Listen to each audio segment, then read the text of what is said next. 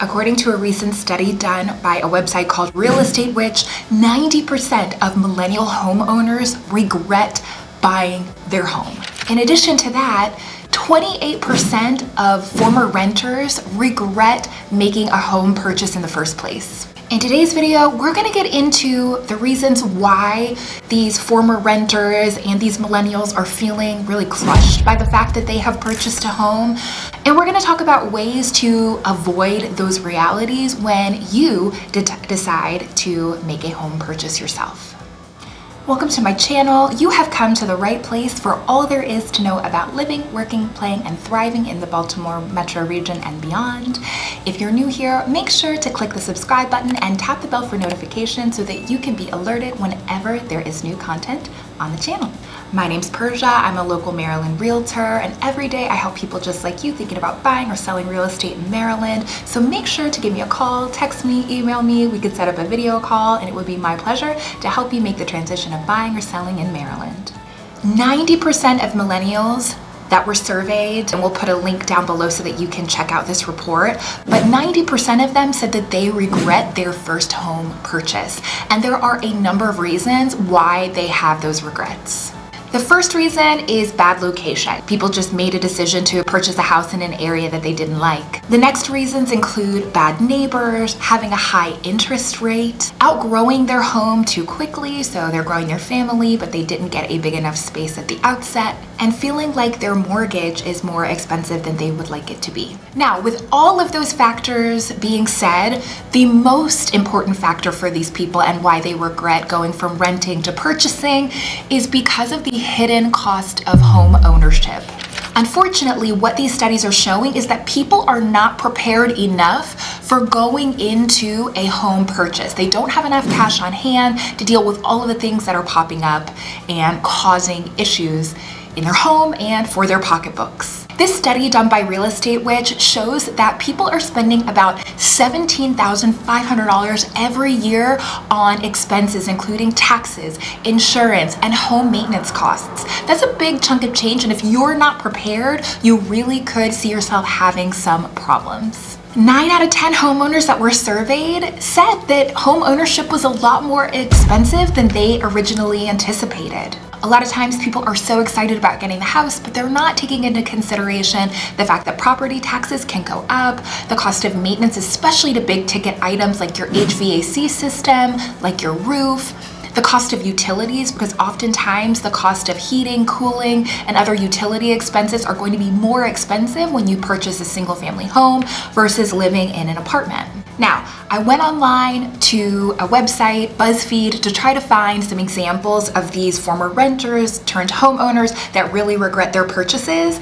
And I found some little snippets of people that were having a hard time or regretted their purchases. And I wanted to share those with you so that you can kind of see what they were going through, and maybe we can learn from some of the mistakes that they made. Homeowners associations are predatory. For a renter, it was never fun to get that dreaded, you'll pay $500 more next year if you re-sign your lease letter in the mail, but at least you have the option to up and move with relative ease. In our townhouse community's HOA, it's not uncommon for us to get hit with expensive assessments for work that needs to be done in the community, but unlike getting hit with a higher rent and being able to find a new home, we're stuck here as the owners paying for all of this. This was from an anonymous person in Florida. Now, I have a video that's all about why you should never buy a home in an HOA association. I'm going to link that here, and it's for this exact reason. You get taxed fees, you get assessments, you get special assessments, and all of this is in addition to what you are paying on top of your mortgage. So I just showed a buyer this weekend a home that was priced at, I think, $285,000. So that would be your mortgage, but then there was a $519 HOA fee on top of that. So that would be factored in to your cost, making it more expensive. And then if anything needs to be done in the community, then that could be an additional special assessment on top of what you're already paying in an HOA fee. And so for a lot of people, even though those HOA fees cover, maintenance costs and amenities and things like that, a lot of people just can't afford them. And so for that reason, they don't buy into an HOA. And it is a reason that some people who do buy into an HOA community end up regretting it. I regretted my purchase as soon as the property tax bill came. Oh boy, I was prepared for renovations and appliance replacements, but the property taxes in our area are roughly what we expect to spend next year when we replace our furnace. Granted, we live in a nice area and wanted to support that, but taxes are already taken out of our paychecks. Then we have to spend even more on property taxes. This is from a 28-year-old in Illinois. Now, property tax bills are one of the reasons why your mortgage might go up. A lot of times people think that, oh, my mortgage is more stable than my rent. And in a lot of cases, yes, it is. But if your tax assessment goes up, guess what? Your mortgage payment is going to go up slightly. My mortgage went up by about $100 because of the tax assessment. The property was valued higher, so your taxes go up. So that's something to keep in mind for sure. And your property tax bill is one of those things to keep in mind as a reason why it could be expensive. Also, a thing to think about in the Baltimore metro region, property taxes are most expensive in Baltimore City. So you will see pretty astronomical property taxes in the city. So that's something to keep in mind when you are thinking about your total payment. One thing that I always let my clients know is about something called the homestead tax credit. And this is one that really protects you from your property taxes going up too high in a given amount of time. So it kind of sets limits on the amount that your property taxes can be raised so that you don't get hit with a huge property tax bill that is astronomically different than what it was prior. So I am going to put a link to the homestead tax credit in the description box below so that you can read more about that. But that is a protection for Maryland residents to prevent your property taxes from going up too high too quickly. About 3 years after moving in, we found out that not only was our house built with faulty pipes, but we had also missed the window for a class action suit to replace them. Over 35 years, we spent tens of thousands of dollars on leaks, repairs, and restoration. I now live in an amazing apartment in a world-famous historic building that someone else takes care of, and am selling that miserable money pit. Couldn't be happier or more grateful. What I will say is this person said that they have been in the house for 35 years, so they probably are getting a good return on their investment because they didn't just turn around and flip it, they spread it out, and I'm sure the value of that real estate has gone up significantly in the past 35 years, I hope. But with that being said, yes, maintenance costs, especially for an old home, are important things to think about. And being Baltimore metro region where homes tend to be older, it really is important to know what you're getting yourself into. This is the whole reason for getting a home inspection. A home inspection lets you know the age and condition of the major systems in your home, the electrical system, the HVAC system, the roofing system, plumbing, everything that's going on in the home so that you know, okay, do you have old cast iron pipes? Need to get a sewer line check? Do you have a roof that hasn't been replaced or has been just retarred layer after layer after layer after layer and has to be completely stripped? So the home inspection lets you know of these things, and that's why it's so important to get one because you need to know these things, especially if you're buying an older home. I'm linking a video here that's all about the home inspection process so that you can, take a look at that and see what you need to know. But home inspections are great because if there are major issues with the house, sometimes you can negotiate them with the seller for them to fix them or to give you a financial credit, which then can, ameliorate the problem before you take ownership of the home, or at least give you funds so that you can take care of these problems once the home becomes yours.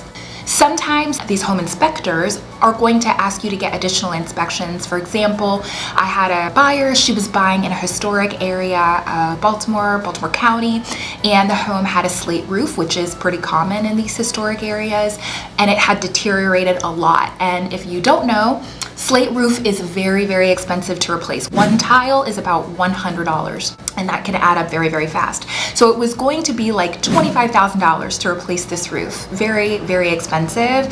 And, we had the home inspection, but we had an additional roof inspector come so that we really knew what needed to happen, which was a full roof replacement, how much it would cost to be done, the materials, all of that. And that was really helpful because it helped us to negotiate repairs with the seller that both parties felt were, fair. So these inspections are really important and really let you know how much things are going to cost and whose responsibility they're going to be, so that you're not going into these expensive repairs blind. I've owned my house since 2018, and every year I've owned, I had a big ticket expense.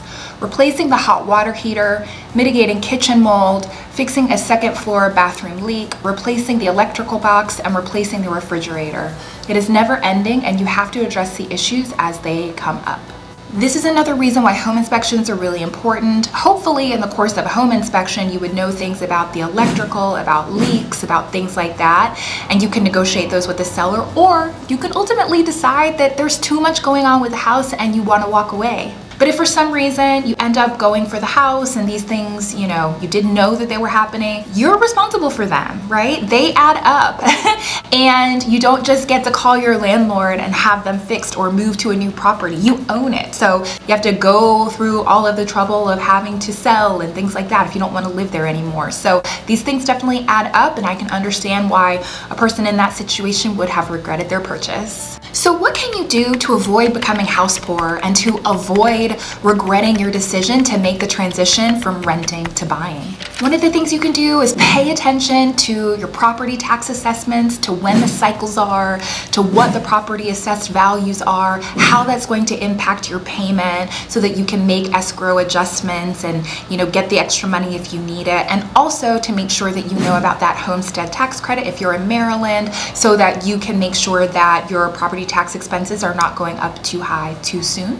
The next is you need to make sure that you are prepared for maintenance costs. Every home, whether it's new construction or a historic home that was built in the 1800s, is going to have maintenance costs, and you need to be prepared for those. When you are thinking about buying a house, it's important that you are not only focused on getting that down payment and closing cost money, but that you also have an emergency fund, that you have 3 to 6 months worth of money set aside, so that if anything pops up, that you are not going to, be strapped, and that you'll have the cash to take care of these things that come up in your home, because let me tell you, something always is going to come up. The next has to do with renovation. A lot of times you might buy a house and say, see its potential and think, oh, I'm gonna do the floors, or I'm gonna paint, or I'm gonna, redo the kitchen countertops. And that's great, because sweat equity really does increase the value of a home. However, it's important to know, especially if you're transitioning from renting to buying, it's an adjustment and you need to take your time. There's no reason to do all of the renovations up front. Take your time, settle into the home, decide what's necessary immediately, and that might be the structural things, if you have any problems with plumbing, electrical, roofing, things like that. And then anything that's cosmetic, take your time. You don't have to do all of that at once. The next thing to avoid being house poor or regretting your purchase is making sure that you know the age and condition of the major systems of the home, like the roof, the HVAC system, the plumbing system, the electrical system. And these are all things that you are going to learn more about in the process of getting a home inspection.